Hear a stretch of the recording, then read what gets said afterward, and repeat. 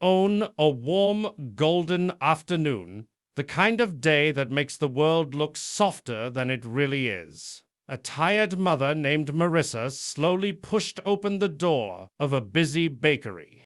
The smell of fresh bread and sweet pastries filled the air, almost overwhelming her empty stomach.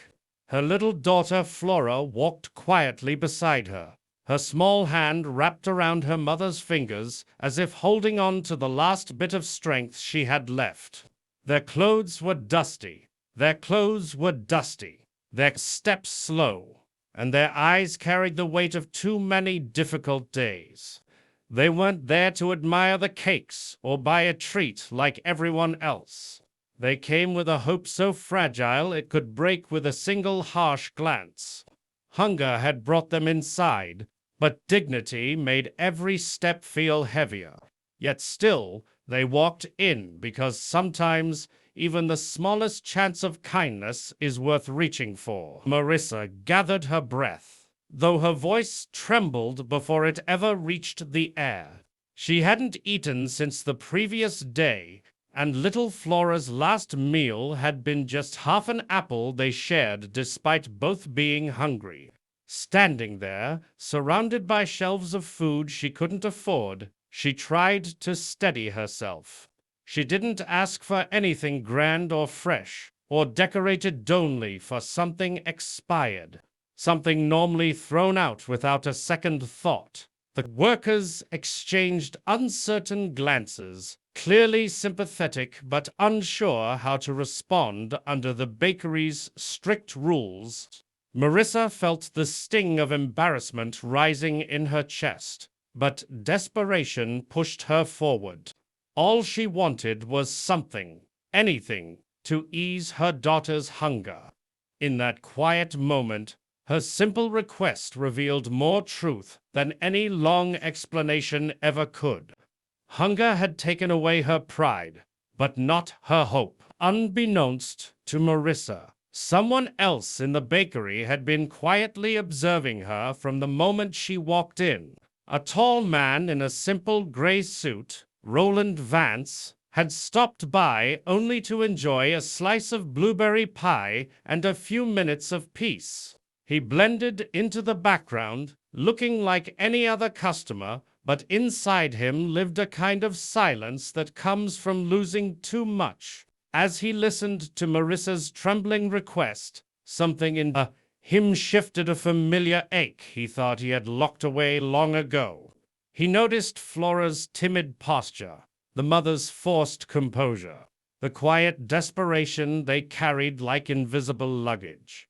It wasn't pity that stirred him, it was recognition. Their struggle reminded him of the pain he once knew too well, the kind that strips life down to its bare truth. And in that moment, he couldn't look away. The bakery workers, though kind at heart, froze for a moment as Marissa's words settled in the air. They weren't cold or uncaring, they were simply bound to rules they hadn't created. The owner didn't allow any food to be given away before closing, not even items that would be tossed out later. So they stood there exchanging uncomfortable glances, their hesitation forming a silence that felt heavier with each passing second. Marissa sensed it immediately, the way people sense a door quietly shutting in front of them. Her cheeks warmed with embarrassment, and for a moment she wished she could simply disappear. Flora pressed closer to her mother's side, her eyes drifting longingly toward the colorful pastries behind the glass. It was a moment where hope wavered, trembling at the edge of disappointment. And just as it seemed they would be turned away, something unexpected began to unfold. Roland didn't step forward with the presence of a rich man trying to make a scene. Instead, he moved with a quiet certainty, as if responding to an instinct deeper than thought. Without drawing attention to himself, he approached the counter and gently asked the staff to pack the freshest cake in the displayer. Beautiful vanilla sponge, layered with berries and cream. Then he added warm meals, pastries, sandwiches, anything he believed might bring strength back to a mother who had been surviving on nothing but willpower. Marissa watched him, confused, unsure why a stranger was ordering so much food. She braced herself, expecting a lecture or judgment disguised as generosity. But when he turned toward her, he offered nothing but a calm nod, signaling that everything was for her and Flora. No explanations, no conditions, just kindness placed softly into their hands.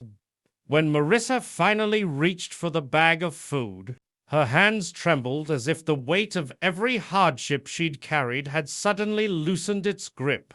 The moment she realized the kindness was truly meant for her, her eyes filled instantly, tears slipping out before she could stop them. Flora's face lit up with a quiet, innocent joy that only children who've learned to expect little can feel. Roland didn't hover or wait for thanks. He simply stepped back, letting Bem receive the gesture without pressure.